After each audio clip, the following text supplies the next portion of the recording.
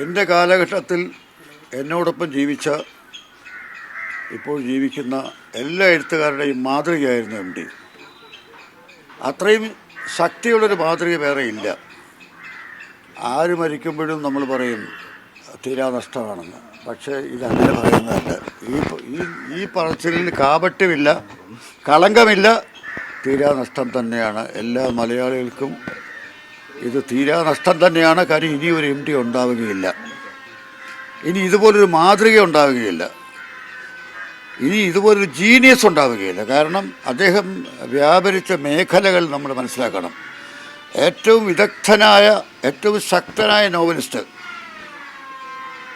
മധുരോദാരമായ ചെറുകഥകൾ എഴുതിയുള്ള ചെറുകഥാകൃത്ത്, നമ്മളെ ചിന്തിപ്പിച്ച പത്രാധിപർ, ശക്തനായ പത്രാധിപർ. കാരണം ഒരു മാതൃഭൂമി ആഴ്ചപ്പതിപ്പ് പോലൊരു പ്രസിദ്ധീകരണം, അനേകം മഹാസാഹിത്യകാരന്മാർക്ക് ജന്മം നൽകിയ ഒരു പ്രസിദ്ധീകരണം, ദീർഘകാലം നടത്തിക്കൊണ്ടുപോയ സാഹിത്യകാരൻ. ഇനി ചലച്ചിത്രത്തിലേക്ക് കടന്നാൽ, സിനിമയിൽ വന്നത് അദ്ദേഹം തൊട്ടതെല്ലാം പൊന്നാക്കി. സിനിമയിൽ വന്ന അതുവരെ നമ്മൾ കണ്ട തിരക്കഥയായിരുന്നില്ല മുറപ്പെണ്ണ്. 1965 അദ്ദേഹം സിനിമയിലേക്ക് പ്രവേശിക്കുന്നത്. സ്നേഹത്തിൻ്റെ മുഖങ്ങൾ അദ്ദേഹത്തിൻ്റെ ചെറുകഥയാണ് മുറപ്പെണ്ണ സിനിമയായിട്ട് മാറിയത്. ശോഭന പരീക്ഷ നായരാണ് അദ്ദേഹം നിർബന്ധിച്ച് സിനിമയിൽ കൊണ്ടുവരുന്നത്. അപ്പോൾ ആ മുറപ്പെണ്ണ എന്ന സിനിമ അതുവരെ കണ്ട മലയാള സിനിമയിൽ നിന്ന് വ്യത്യസ്തമായിരുന്നു, തികച്ചും വ്യത്യസ്തമായിരുന്നു. അതിലെ സംഭാഷണം വേറെയാണ്, കഥാപാത്രങ്ങൾ വേറെയാണ്. അപ്പോൾ എപ്പോഴും ഒരു മാതൃക കാണിക്കുക എന്നുള്ളതായിരുന്നു എം ടിയുടെ ജീവിതത്തിൻ്റെ ലക്ഷ്യം തന്നെ. അദ്ദേഹം ഒരു വലിയ മാതൃകയായിരുന്നു. ചെറുകഥയിലൊരു മാതൃക, എങ്ങനെ ചെറുകഥ എഴുതണം, നോവലൊരു മാതൃക. നാലുകെട്ട് ഒരു വലിയ മാറ്റമായിരുന്നു. എന്നാൽ അപ്പോൾ നാലുകെട്ട് വന്നപ്പോൾ എല്ലാവരും വിമർശകർ പറഞ്ഞു, ഇത് പഴയ നായന്മാരുടെ കഥയാണ്, നാലുകെട്ടിൻ്റെ കഥ, വേറെ ഒന്നുമില്ല. അപ്പോഴദ്ദേഹം കാലമെന്ന നോവൽ എഴുതി, അശ്രമിത്ത് എന്ന നോവൽ എഴുതി.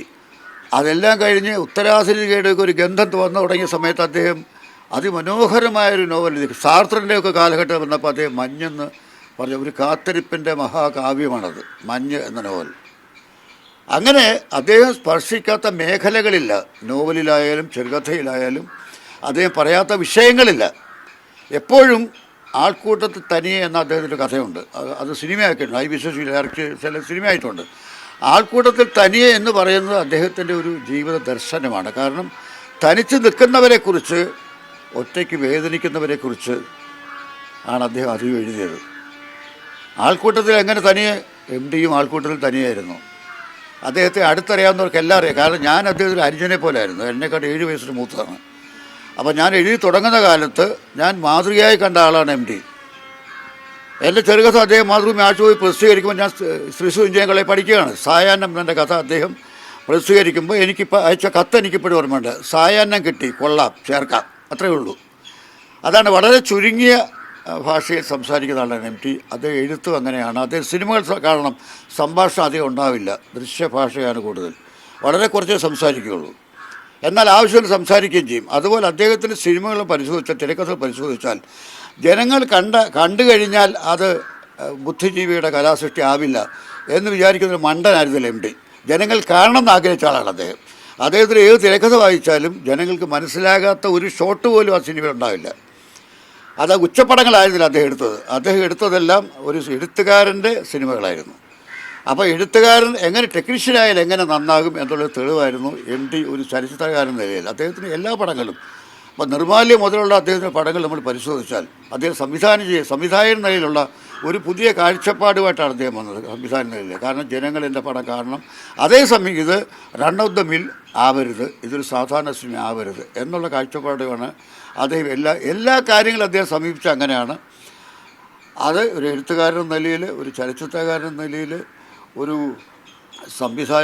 ചലച്ചിത്ര സംവിധായകൻ എന്ന നിലയിൽ, അങ്ങനെ പത്രാധിപർ എന്ന നിലയിൽ, എല്ലാ രീതിയിലും അദ്ദേഹം ഒരു മാതൃകയായിരുന്നു.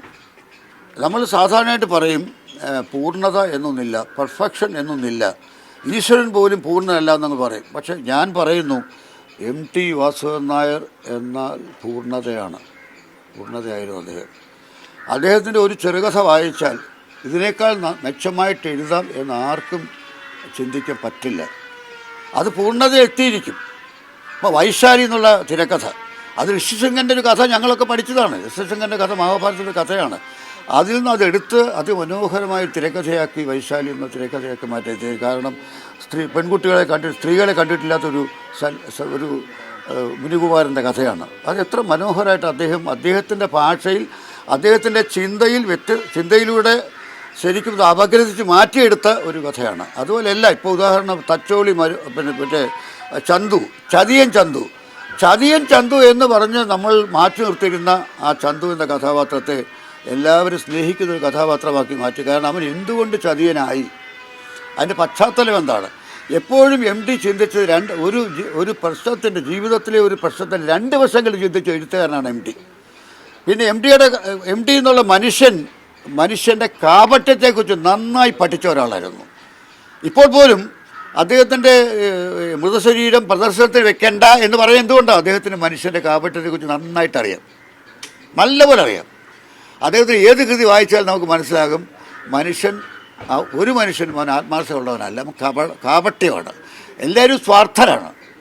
ഈ സത്യം മനസ്സിലാക്കിയാണ് അദ്ദേഹം ഓരോ രചനയും നിർവഹിച്ചത്. അത് വായിച്ചു. അതാണ് ആൾക്കൂട്ടത്തിൽ അത് എപ്പോഴും ആൾക്കൂട്ടത്തിൽ തനിയായിരുന്നു, ഒറ്റയ്ക്കാണ് നിന്നത്. അപ്പോൾ അത് സ്വന്തം ഇപ്പോൾ ഒരിക്കൽ അദ്ദേഹത്തോട് ചോദിച്ചു എന്തുകൊണ്ട് ആത്മകഥ എഴുതുന്നത്. ഇപ്പോൾ ഞാൻ എൻ്റെ ആത്മകഥ വന്നു ജീവിത ഒരു പെൻഡിലും. അപ്പോൾ പലരും അദ്ദേഹത്തോട് എന്തുകൊണ്ട് ആത്മകഥ എഴുതുന്നതിൽ ചോദിച്ചപ്പോൾ അദ്ദേഹം പറഞ്ഞ മറുപടി, എനിക്ക് ആത്മകഥ എഴുതാൻ സാധ്യമല്ല, കാരണം ഞാൻ എൻ്റെ ആത്മകഥ എഴുതി കഴിഞ്ഞു, ഞാൻ എഴുതിയല്ല എൻ്റെ ആത്മകഥകളുടെ ഭാഗങ്ങളാണ്. അപ്പോൾ സ്വന്തം അനുഭവങ്ങളാണ് അദ്ദേഹം കാച്ചിക്കുറുക്കി മറ്റൊരു ഭാഷയിലാക്കി അവതരിപ്പിച്ചത്. അതുകൊണ്ടാണ് ഇത്രയും ജീവസ്സുറ്റ രംഗങ്ങൾ നമ്മൾ കാണാൻ കഴിഞ്ഞത്. ഇപ്പോൾ നമ്മുടെ സിനിമയിൽ വന്നിട്ട് സാഹിത്യത്തിൽ വന്നിട്ടുള്ള മാറ്റങ്ങൾ, ലോക സാഹിത്യത്തിൽ വന്നിട്ടുള്ള മാറ്റങ്ങൾ, ഇപ്പോൾ സാർത്രൻ്റെ ഏജ് ഓഫ് റീസൺ എഴുതിയ യാങ് ബാർ സാർത്രൻ്റെ കൃതികൾ, അത് ഏജ് ഓഫ് റീസൺ പോലുള്ള നോവലുകൾ, അത് ആ കാലഘട്ടത്തിൽ ഇദ്ദേഹത്തിൻ്റെ എല്ലാ കൃതികളിലും ഉണ്ട്. അസ്തിത്വം അന്വേഷിക്കുന്ന ഒരു മനുഷ്യൻ്റെ എം ടിയുടെ ആദ്യകാല കൃതികളിലുണ്ട്. അസ്തിത്വം തേടുന്ന മനുഷ്യനാണ് എം ടിയുടെ കഥകൾ, പല കഥാപാത്രങ്ങളും. അപ്പോൾ അദ്ദേഹത്തിന് എന്നും പുതുമയോടൊപ്പം അദ്ദേഹം ഉണ്ട്. പുതുമ വിദേശത്തുനിന്ന് കടമെടുക്കേണ്ടി വന്നില്ല, അദ്ദേഹം സൃഷ്ടിച്ച പുതുമ.